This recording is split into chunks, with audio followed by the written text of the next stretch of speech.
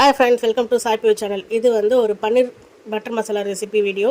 This is என்னோட follower. அதாச்சு என்னோட சப்ஸ்கிரைபர்னு சொல்லலாம், என்னோட சிஸ்டர்னு சொல்லலாம். கஸ்தூரி அவங்க கேட்டுட்டு இருந்த ஒரு வீடியோ. ஸோ கஸ்தூரி உனக்காக கஸ்தூரி மெத்திலாம் போட்டு சூப்பராக ஒரு பன்னீர் பட்டர் மசாலா எப்படி செய்யறதுன்னு பார்த்துருவோமா? ஸோ ஃபஸ்ட்டு வெங்காயம் தக்காளியெலாம் நான் கட் பண்ணி வச்சுருக்கேன்னா வெங்காயம் தக்காளி கட் பண்ணி வச்சுருக்கேன். ஆல் ஸ்பைசஸ் பிரியாணிக்கு போட்ட ஆல் ஸ்பைசஸ்மே நீங்கள் எடுத்து வச்சுக்கணும். கூட முந்திரி எடுத்து வச்சுருக்கேன். 10லேருந்து ஒரு 15 முந்திரி பருப்பு எடுத்து வச்சுக்கோங்க. ஸோ ஃபஸ்ட்டு பட்டர் போட்டுருங்க. கடாயில் பட்டர் போட்டதுக்கப்புறமா வெங்காயம் தக்காளியை சேர்த்தே கொட்டிடலாம். அதுக்கப்புறம் எல்லா மசாலா வச்சுருக்கோம் இல்லையா, அந்த ஸ்பைசஸ் எல்லாமே போட்டுட்டு நல்லா மிக்ஸ் பண்ணிகிட்டே இருக்கணும். நல்லா அதெல்லாம் வதக்கினதுக்கப்புறமா உங்களுக்கு தேவையான சால்ட்டு போட்டுக்கோங்க. இஞ்சி பூண்டு பேஸ்ட்டுமே அதிலே போட்டுருங்க. எல்லாமே போட்டு நல்லா மிக்ஸ் பண்ணி நல்லா வதக்கணும். வெங்காய சட்னிக்கு எப்படி நம்ம வெங்காயம் வதக்குறோமோ அந்த மாதிரி இது நல்லா வதக்கணும். என்னென்னா இதில் நம்ம பட்டை, லவங்கம், கிராம்பு, ஜாதி பத்திரி, ஏலக்காய் இதெல்லாம் போடுறோம். அது எல்லாமே இதுக்கு காரம் நான் இதிலே சேர்த்துடுறேன். காஷ்மீர் மிளகாத்தூள் தாளிக்கும் போது சேர்க்கணும். இப்போ நான் நார்மல் வெறும் தனி மிளகாத்தூள் இருக்கு இல்லையா, அது சேர்த்துருக்கேன். பன்னீர்லாம் கட் பண்ணி ஏற்கனவே ஆல்ரெடி எடுத்து வச்சாச்சு. ஸோ இதெல்லாம் நம்ம ஜாருக்கு மாற்றிடணும்.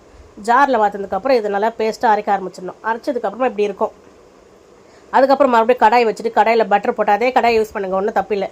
இல்லை பாத்திரம் சேர்ந்துகிட்டே இருக்கும் இல்லையா, அதே கடாயில் வச்சுட்டு பட்டர் போட்டுட்டு கொஞ்சம் கீ போட்டிருக்கேன். பட்டர் கீ ரெண்டுமே சேர்த்து செஞ்சு பாருங்க நல்லாயிருக்கும். அது கூட சீரகம் போட்டிருக்கேன். பட்டரும் கீயும் மெல்ட் ஆனதுக்கப்புறம் சீரகம் போட்டுருங்க. உங்களுக்கு தேவையான சீரகம் நிறைய போட்டுக்கலாம், நிறைய கூட போட்டுக்கலாம், தப்பில்லை. பூண்டு கட் பண்ணி போட்டுருந்தாலும் நீங்கள் போட்டுக்கலாம். பட் நான் பூண்டு போடலை.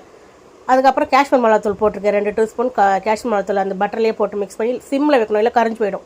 சிம்மில் வச்சு நீங்கள் காஷ்மீர் மிளகாத்தூள் போட்டு நல்லா வதக்கினதுக்கப்புறமா அடித்து வச்ச மசாலா ஊற்றி இதில் ஊற்றிடுங்க. ஊற்றிட்டதுக்கப்புறமா நல்லா மிக்ஸ் பண்ணிடணும். மிக்ஸ் பண்ணிவிட்டு சால்ட்டு பாருங்கள், உங்களுக்கு டேஸ்ட்டான சால்ட்டு கொஞ்சம் போட்டுங்க. கம்மியாக இருந்துச்சுன்னா ஆல்ரெடி நம்ம சால்ட் வதக்கும் போதே போட்டோம் இல்லையா, அப்போ கொஞ்சம் சால்ட் போட்டுங்க. 1 ஸ்பூன் சுகர் போட்டுக்கணும். சுகர் போடும்போது தான் அந்த டேஸ்ட் நம்மளுக்கு எடுத்து கொடுக்கும்.